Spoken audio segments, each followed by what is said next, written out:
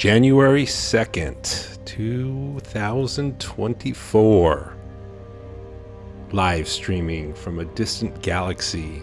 This is the world's most controversial podcast, the Doomsy McDoomscroller Show, a philosophical science fiction series featuring realistic futurology and refreshingly heretical commentary on the news.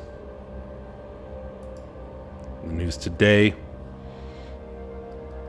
we have this headline here. This is from NBC Universal. Off Yahoo News. Headline here says, risk of wider war is, quote, certainly the aftermath of this strike, unquote. Killing Hamas official, Stavridis says. I don't know if I'm pronouncing that guy's name right. Stavridis. And then there's a picture of a guy with a suit and a tie. He's blabbing. He's got a globe behind him. Though Israel has not taken responsibility for the strike in Lebanon that killed a Hamas official, there are rising tensions in Iraq, Iran, and Syria that threaten escalation of a wider war, says retired Admiral and former NATO Supreme Allied Commander James Stavridis. Yeah, well, I guess he would know, right? I mean, he's got the credentials. But, I mean, is this guy really going out on a limb here? You know, predicting wider war, a risk of wider war. I mean, guy's not really going out on a limb there. I mean, just say there's going to be wider war. Why not just say that? You know it's going to happen. You know it's true. You know it will be what this guy's predicting, wider war. Because that's what your culture does. That's what y'all do. 8 billion warmongers. Yeah.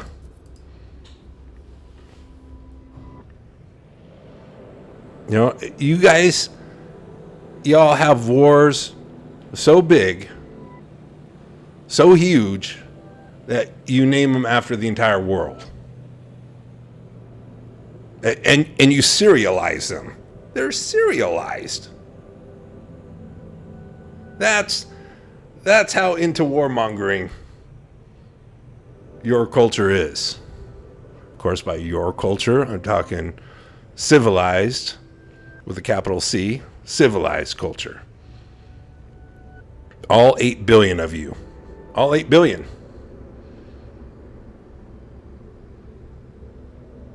Risk of wider war. Oh, well. Big whoop. Tell us something we don't know. There's always the risk of a wider war with you civilized folk. Always. 12,000 years of war. No, risk of wider war. I mean,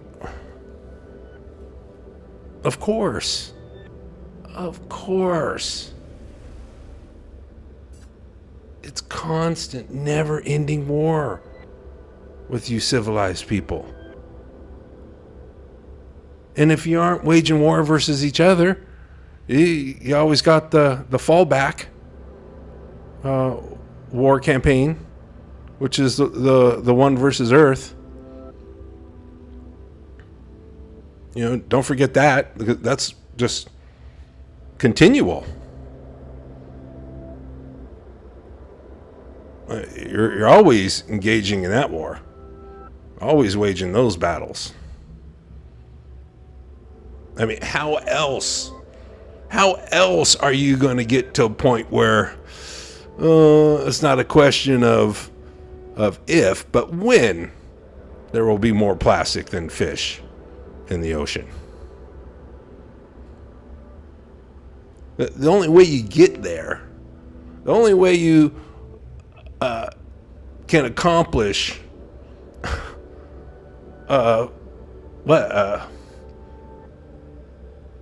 extinction. I don't know. Is that really an accomplishment? Maybe that's the wrong word for it. I mean, who would want to do that? But the only way to do that, the only way to get rid of like all of the polar bears, all the penguins, but coral, plankton, to make those disappear from Earth, you got to wage war. You have to be part of a culture that's waging war versus Earth constantly trying to conquer the planet. That's civilized culture. It's almost mind-blowing how powerful mythology is, in that it can make so many of you civilized people, think that the name for your culture is like something hallowed, something beyond reproach. I mean, what's the ultimate insult of for a society, or what do you call a person who, I mean, you really just have no respect for, right? They are not civilized. They're uncivilized, right? Those are the worst people.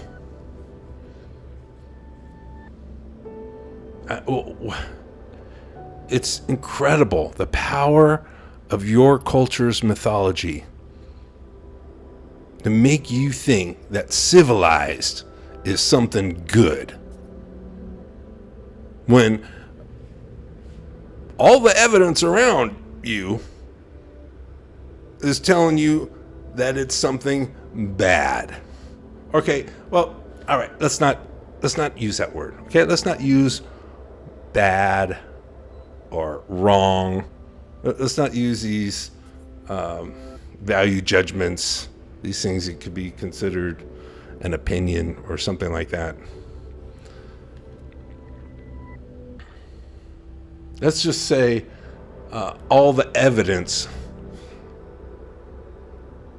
points to your culture being not wrong, not bad, but unsustainable. Most certainly that. It's not going to go on for much longer. It's coming to a close. It was canceled when it started in the Fertile Crescent. Mother Nature canceled it. Canceled your culture. And the cancellation is just getting around to the cancellation.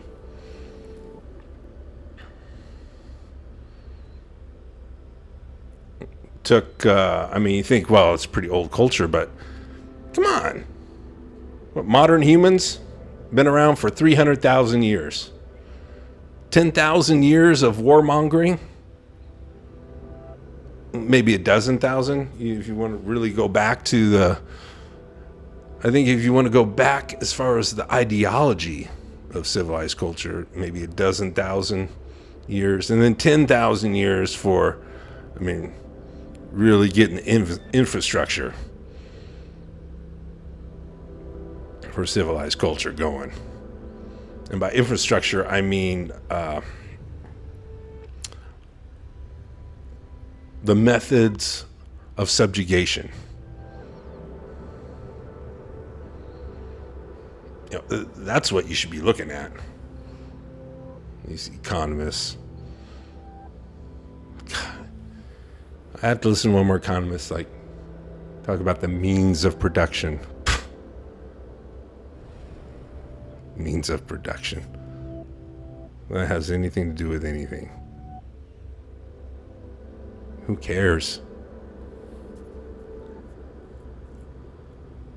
You think a penguin cares about the means with which you produce something? Or they care about the methods of warfare?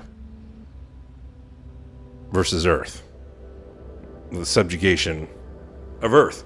Look, it's written in your culture's most famous legends and stories. Stories that were told, started to be told, after your culture got going.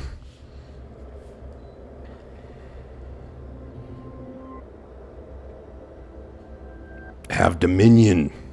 You know, you're a people who are intent on subduing the planet.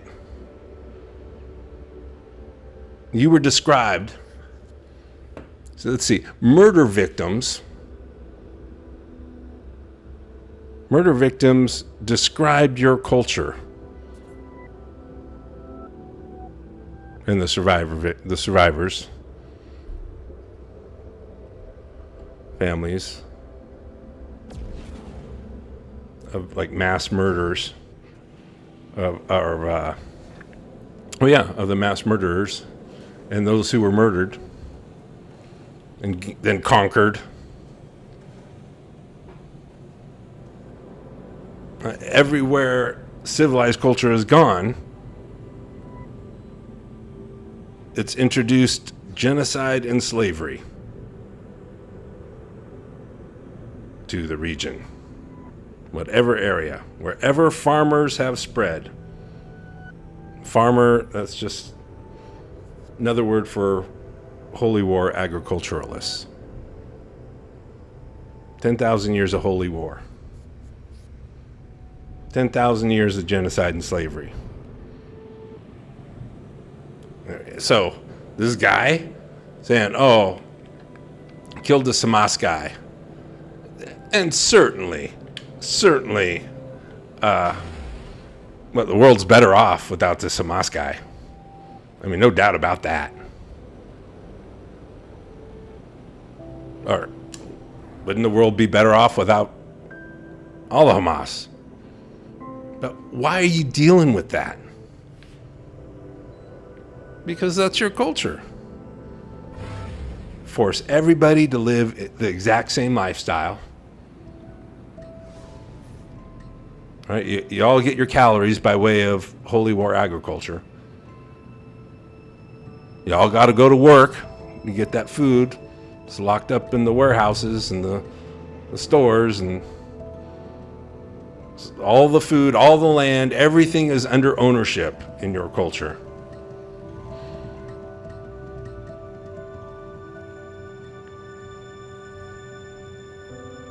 You know, all this competition, everybody compete in the same way. And the only way you can get security in your life, to get more security, is to gain some altitude on the socio-economic hierarchy. And of course, Doomsy, what are you talking about? Of course, that's just life. No, it's not life. It's not life. That's your culture. It isn't necessarily a requirement of life. You know, you could say violence is like part of life. Loss, violence, yeah. For sure. I mean, if a bird eating a bug can be considered violent, a cheetah chasing down a gazelle could be considered violent. If a couple Homo sapiens get into a physical altercation, yeah, violence. That's just competition on Earth throughout the universe, from what I can tell. But war,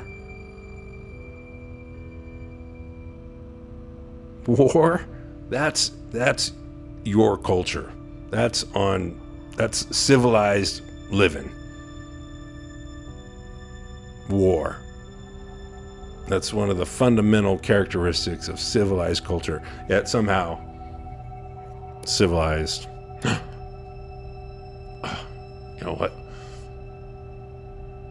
it's the only way to live, right? Somehow it's like, and civilized culture must be continued, right? No matter the cost. Civilization goes on, or humanity doesn't. Or that's how you guys make it.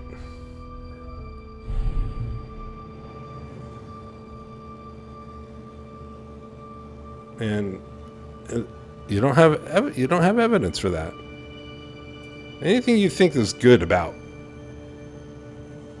I mean, what civilized culture is why you're in the mess you're in right now. It just is. Risk of wider war. Risk of wider war. Yeah. Pretty much every day. Risk of wider war. That's what civilized culture does every day. Like, oh my gosh, what is that comedian? Oh, Jim Gaffigan. He talks about, what are we going to do for Thanksgiving? Well, why don't we just eat a lot? He said, well, we do that every day. Right? I mean, risk of wider war. That's every day. Every day for you guys.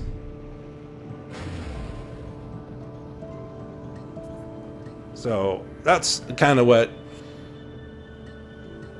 Doomsy's talking about with regard to realistic futurology. Is civilized culture not going to continue? Why would the next generations want anything to do with fostering pharaohs and waging war constantly? What's going to be the appeal? Oh, for progress, right?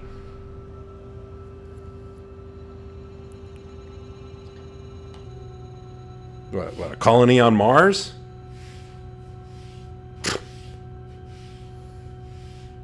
ridiculous. So, risk of wider war. So, maybe there's going to be a daily Doomsy show. Because I catch something like this. That's what pops in my head. I got to complain. Even to no one who's listening. Right? It's just, I'm decades away. Light decades, not light years. I mean, light decades. I mean, beyond that, even. I'm light millennia. Millions of those. I'm in some galaxy. I don't know where. But it's likely going to take me a long time. Unless I get lucky with one of these quantum entanglement jumps. It's going to take me a long time to get back to Earth. And I do want to get back to Earth. I just hope, there's people there by the time I get back.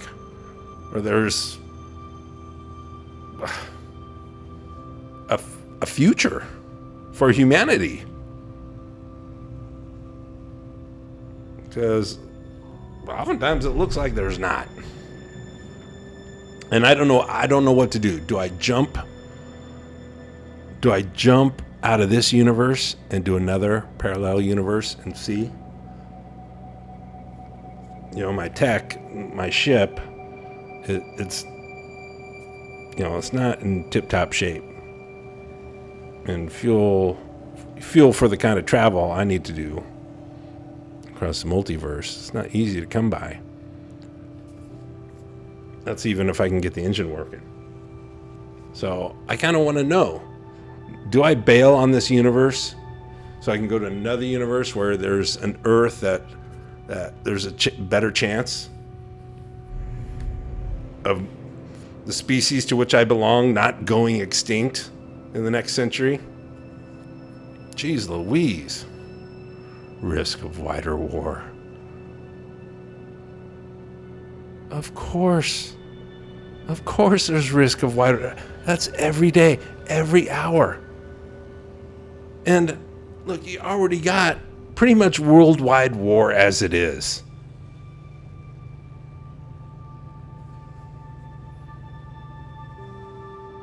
Do we even really got to make these extinctions or extinctions?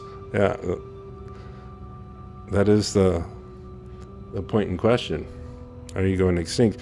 But I meant to say, do we even got to make these distinctions? I guess you guys do so much killing. You do so much warmongering and just mass destruction and just it makes sense that there's a difference between death by terrorism and death by collateral damage. Okay, Doomsday understands that. I know y'all understand that, right? And you can argue about what's a terroristic act and what's collateral damage. But look, the fact that you can have those arguments, that it's reasonable to have those arguments, that it's almost like the politics compels y'all to have those arguments. That's an indictment of civilized culture.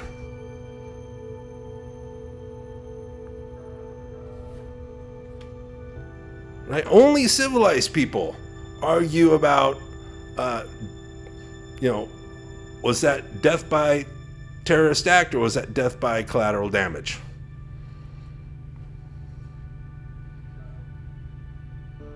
Because if you look at the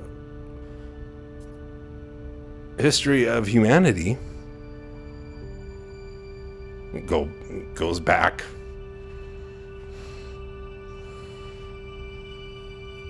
almost not quite, more than 250,000 years, about 300,000 years. Homo sapiens, the anatomically modern human beings, Homo sapiens, modern humans, people, like the latest and the greatest people. I'm just creatures that you would say, oh, those are people. Maybe not Homo sapiens, but people. That goes back a couple million years on Earth. But let's just go with the anatomically modern humans, those people, Homo sapiens. 300,000 years before civilized culture. And because people don't live without culture, you humans had culture, diverse cultures. I should emphasize cultures.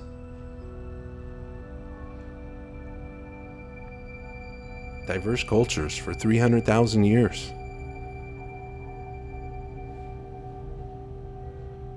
Yeah. And, there was violence during those 300,000 years. No doubt there were killings. People died in fights, even battles.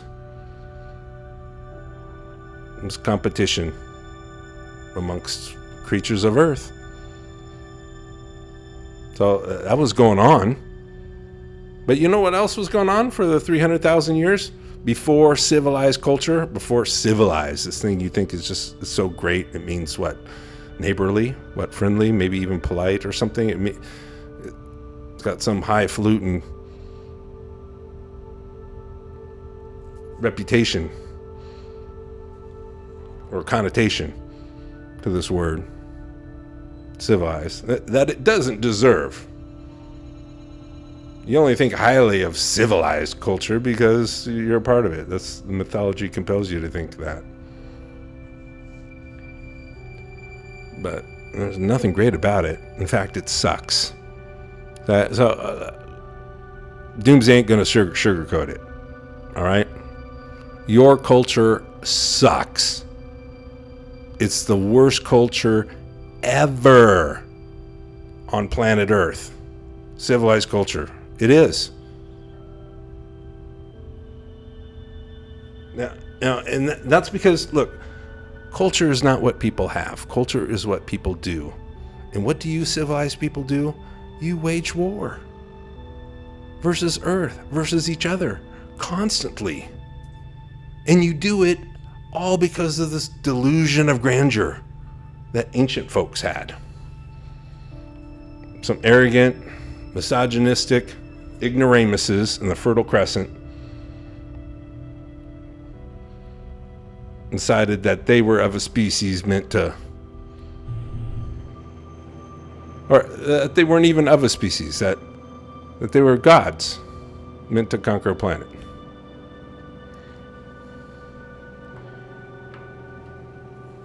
All your warmongering comes from that. But that's just 10,000 years old. So what I'm saying, about 300,000 years, yeah, you had people fighting. There were fights. There was violence.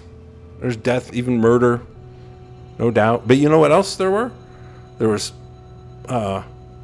dinner parties, family, friends, dinner parties, fashion. You had fashion. Fashion was a thing. Music. That's older than civilized culture.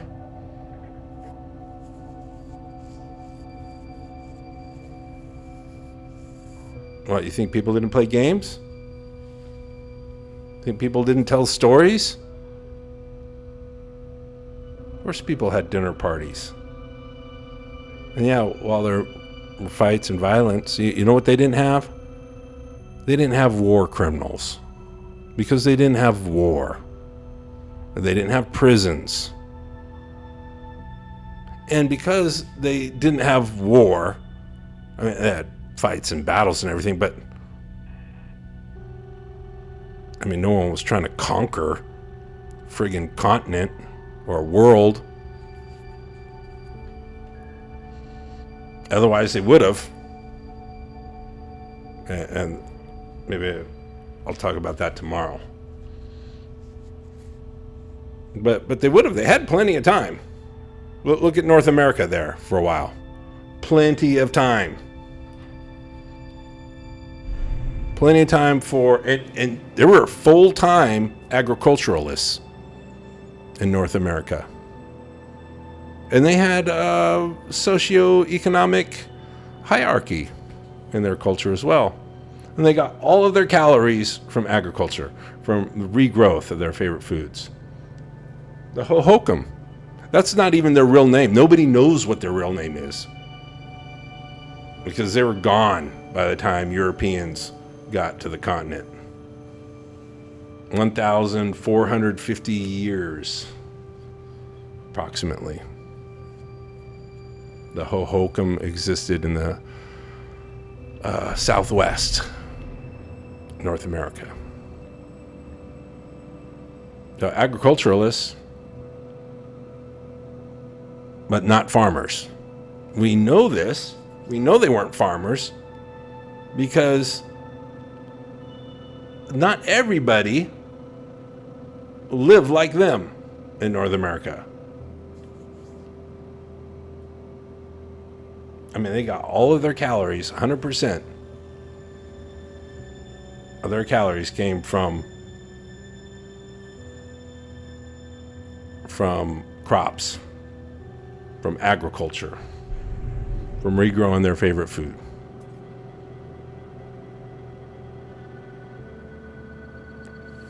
But yeah, I think it's wrong to call them farmers. Because we know what farmers do. When farmers get somewhere, when farmers start doing their thing somewhere, they make everybody do it. Because farmers eventually found their way to North America. Went from Europe, right? And we know what happened after that. I mean, you don't talk about it much. You don't call it genocide very often. You don't really call it out. It's more like a progress thing. You know, listen to the Chris Rock routine on who's got it bad. And who should be doing the complaining? So, and we know that farming is holy war agriculture. We know civilized culture has spread by way of genocide and slavery.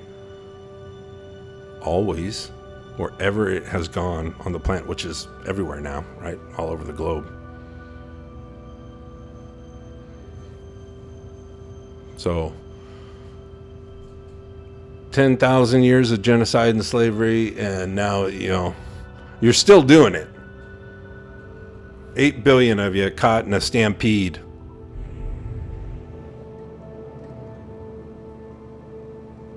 Doing everything you can to convert as much of the biomass of Earth into human flesh as fast as you possibly can. That's civilized culture. This constant risk of wider war. Oh, this guy's really going out on a limb, huh? Certainly, the aftermath of this strike. Of course, risk of wider war. Just say wider war, okay? Because there are 8 billion of you warmongers now. And look, you may love peace. You may be a nonviolent person, love peace and everything, but you ever buy something packaged in plastic? You're part of the war. And we don't need to pick on plastic. I mean, this was going on long before the petroleum industry. 10,000 years of this war going. So, yeah, risk of wider war. All right, if you got something to say, if you got complaints, questions, comments, www.doomsdaymcdoomscroller.com.